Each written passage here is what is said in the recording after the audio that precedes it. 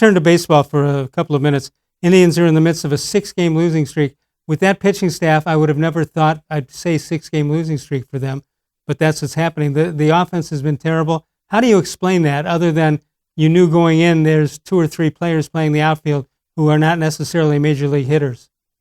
Yeah, I don't know. I was going to ask you if you thought that this, a week ago people were talking about the Indians having a 99% chance of making the playoffs. And we know they're going to. And does the team know they're going to, and doesn't feel the pressure of a so-called pennant race this year? I can't tell if that's involved in this, or if they're just offensively they're just finding their water again, where they, the watermark where they should be. They're not a great offensive team. They're not a terrible offensive team. But that's going to be the reason why they don't win it, if they don't win it this year. And look at the teams they'd have to face, which, about 3 weeks ago you'd say, bring them all on. We don't care. We'll beat them all. But now look at that. Cleveland in the 8th spot now as far as that playoff is concerned. It's my understanding, assuming that holds up this way, the Indians will play their games in Chavez Ravine. Is that what you understand in Los Angeles? Chavez Levine, I think. Yes, it is.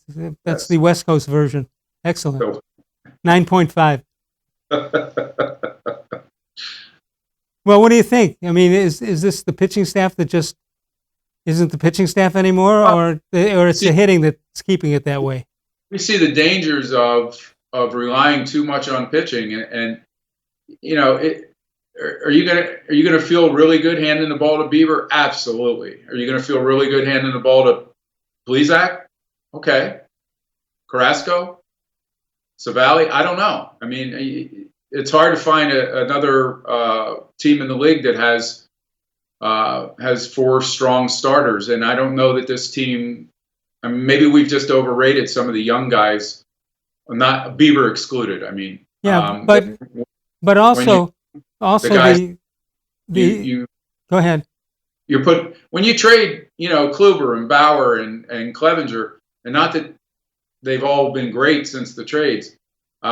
It's still it does, it strains your starting pitching. Sure. It has to some extent. No question about it. And actually, you're not expecting your pitchers to go 9 innings anymore. You're going for that quality start. And the Indians are struggling coming with the bullpen, not necessarily the closers or the savers, but you give up 1 run in the 6th inning, that could be the telling blow. Absolutely.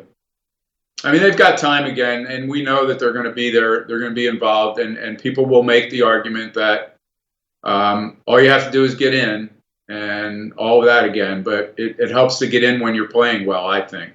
It's hard to suddenly start hitting against the quality of pitching that you're going to see in the playoffs. Yeah, and also you're going to see in the playoffs, you're not going to have the home field advantage if there was such a thing.